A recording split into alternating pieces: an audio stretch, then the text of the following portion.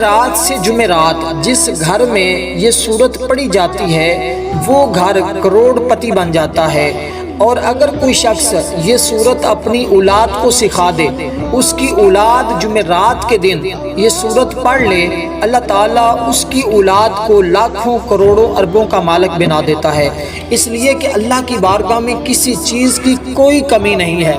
جو اللہ تعالیٰ کو نہیں مانتے کفار و مشرکین، اللہ تعالیٰ ان کو بھی رزق عطا فرما رہا ہے۔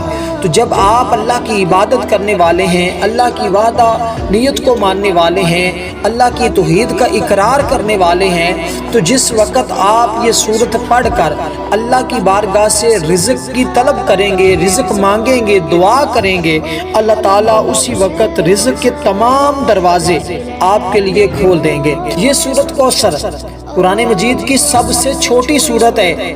یہ سورت کا نزول بھی آپ کو پتہ ہونا چاہیے، اس وقت نازل ہوئی جب حضور علیہ السلام پریشان تھے۔